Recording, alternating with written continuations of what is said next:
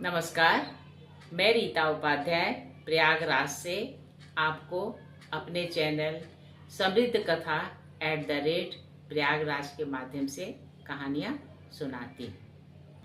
हमारे सनातन धर्म में भक्त और भगवान की महिमा के अनेक कहानियाँ मिलती हैं।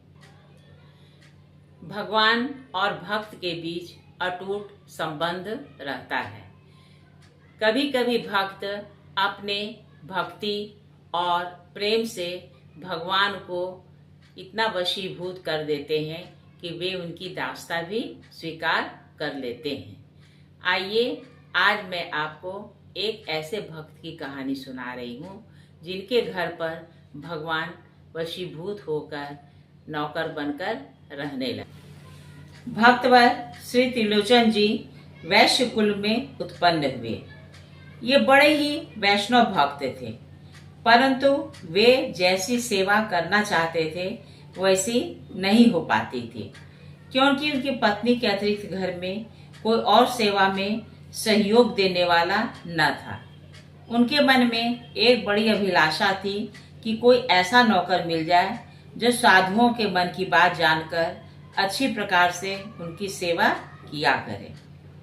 अपने भक्त का मनोरथ पूरा करने के लिए एक दिन स्वयं भगवान ने ही नौकर का रूप धारण कर लिया और श्री त्रिलोचन जी के द्वार पर आए। श्री त्रिलोचन जी ने घर से निकलते ही उन्हें देखा और उनसे पूछा, अजी आप कहाँ से पधारे हैं? मुझे ऐसा मालूम पड़ता है कि आपके घर में माता पिता आदि कोई भी नहीं है। नौकर रूपधारी भगवान ने कहा, आप सच कहते हैं, मेरे माता पिता आदि कोई भी नहीं है। श्री त्रिलोचन जी ने कहा, क्या आप नौकरी करेंगे? मुझे संतों की सेवा के लिए एक नौकर चाहिए। तब भगवान ने कहा कि यदि मेरे स्वभाव से स्वामी का स्वभाव मिल जाए तो मैं सेवा टहल कर सकता हूँ। श्री त्रिलोचन जी ने पूछा, आपके स्वभाव से औरों का मेल क्यों नहीं हो पाता है? तब उन्होंने कहा कि मैं 5 सेर अन्न नित्य खाता हूँ, इसी से लोग नाराज हो जाते हैं और मुझे नहीं रख पाते हैं। उस नौकर ने फिर कहा, 4 वर्णों की रीतियों का मुझे ज्ञान है, सभी कार्यों को अच्छी प्रकार से मन लगाकर करता हूँ, उनमें किसी की सहायता भी नहीं लेना चाहता हूँ। रही भक्तों की सेवा टहल, उसे तो करते करते मेरा सब जीवन ही बीता है। अंतर्यामी मेरा नाम है, मैं तो अब आपका दास हो गया। भक्त त्रिलोचन ने कहा, इच्छानुसार खूब भरपेट खाओ, किसी प्रकार का संकोच मत करो। इसके बाद भक्त त्रिलोचन जी ने अपनी स्त्री से कहा, तुम इस अंतर्यामी को भोजन देते समय थोड़ी सी भी खिन्नता मन में मत लाना, नहीं तो यह भाग जाएगा। फिर ऐसा नौकर कभी न मिलेगा। जो कुछ यह खाए वही से खिलाओ। यह नित्य प्रति संत सेवा करेगा। श्री त्रिलोचन जी के यहाँ अनेक साधु संत नित्य प्रति आते ही रहते थे। संत सेवा अंतर्यामी को हृदय से प्रिय थी। संतों की इच्छा अनुसार रुचि पूर्वक अंतर्यामी उनके पैर दबाते और सब प्रकार की सेवा करते। इस प्रकार सेवा करते करते 13 महीने बीत गए। श्री त्रिलोचन जी की पत्नी एक दिन पड़ोसियों के घर गईं। एक ने पूछा, तुम इतनी कमजोर और उदास क्यों हो गई हो?